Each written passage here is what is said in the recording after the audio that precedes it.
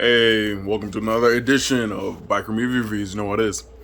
Today, we're doing Shang-Chi or Shang-Chi. I always, when a kid, I used to say Shang-Chi, but apparently it's, let me get my throat right.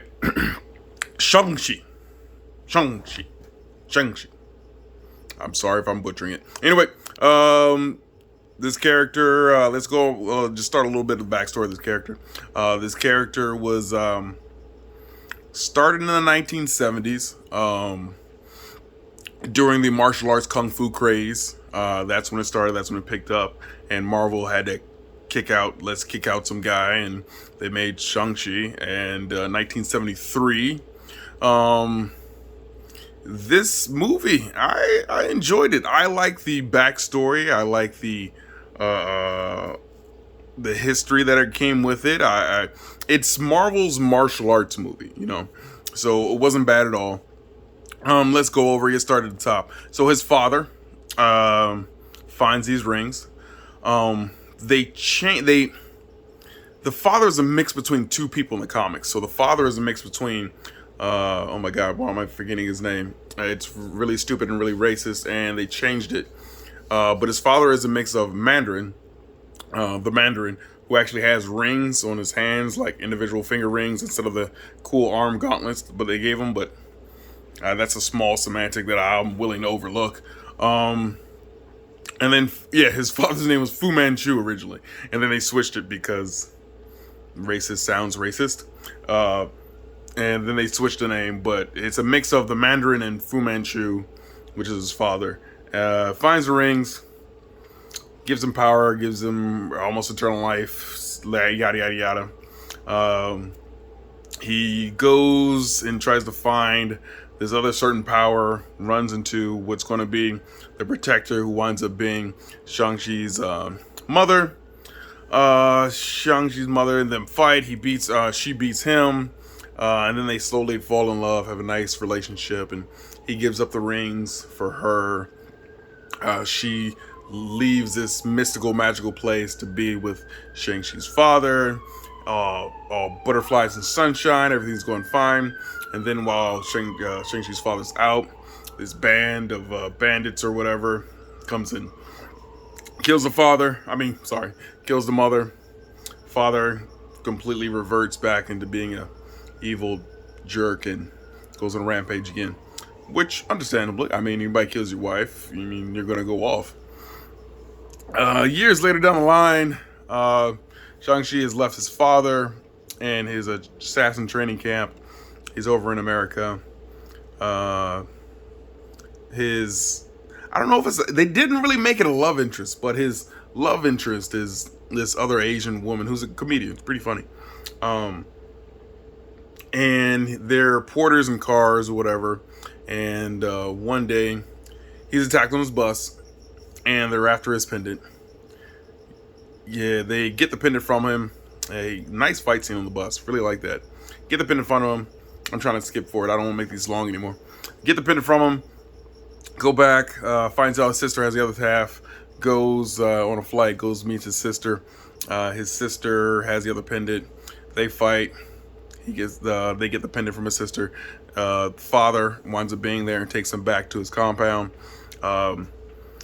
There he goes and through a whole speech and everything of how his wife, their mother, is still alive. They're still looking for him, or he's looking to contact her even though she's really dead.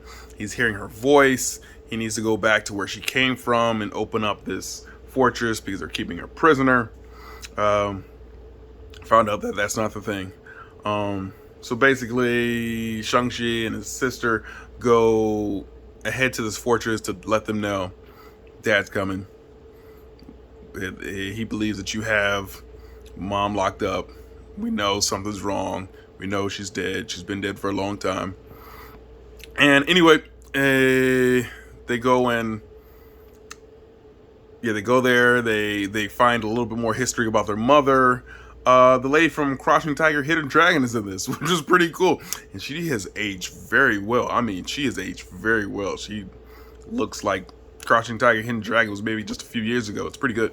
Um, she is the aunt of their mother. She shows him a different style of fighting.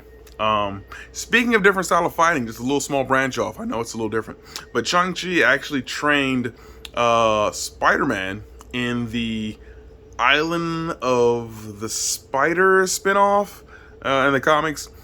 Basically, Spider-Man lost his spider sense and needed a new way to fight him because that's what he was using to fight. And Shang-Chi taught him a special way of kung fu, and they named it the Way of the Spider. Pretty cool tip. Going back, so she teaches him a different way of fighting. It's more passive and less aggressive, but it's more counter based. That goes pretty well. Shang-Chi's father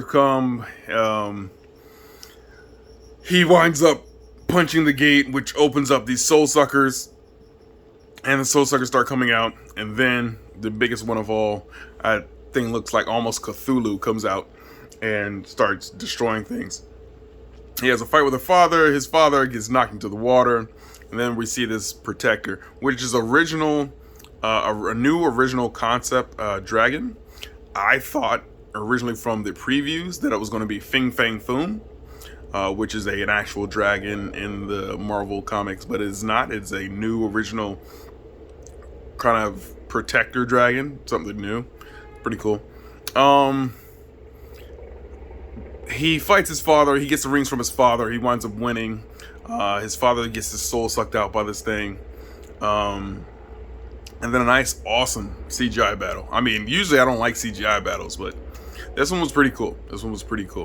It's a team up with the protectors of this gate and his father's former forces teaming up and fighting off these soul suckers and also trying to fight off the dragon. And then the dragon that is the protector dragon is about to get eaten up by this soul sucker thing. And then freaking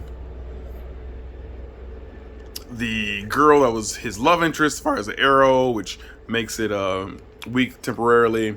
Shang-Chi comes and gives off a Kamehameha. I mean, straight Dragon Ball Z style Kamehameha wave, which is pretty cool. We kill the dragon. The dragon's no more. Well, the evil dragon, sucking dragon, and we go back. It's basically the end of the movie. You wrap up. There's some things that come in later on. Doctor Strange's friend Wong comes in and asks for Shang-Chi, and they go investigate the end credits said, what are the rings? In the comic, they're alien technology, but it looks like, because he was talking to Marvel, Captain Marvel, that she has never seen them. She doesn't know the alien. So they're going some other type of range, and then they also said there's a beacon inside of it. So interesting. I'm gonna give you my quick review on it. I'm going to give it 4 out of 5. It's a good movie. I liked it. I enjoyed it. I'm really interested in what they're going to do with this character, because in the comics, he wasn't really used that much. He was used a lot in Heroes for Hire, and then he was an Avenger, I think, for a little bit. But they really didn't use his character a whole lot, and this is the first time we actually get to see his character in live action form. So I'm interested in what they're going to do with this character. Marvel always does a good job, so let's see how it goes from there.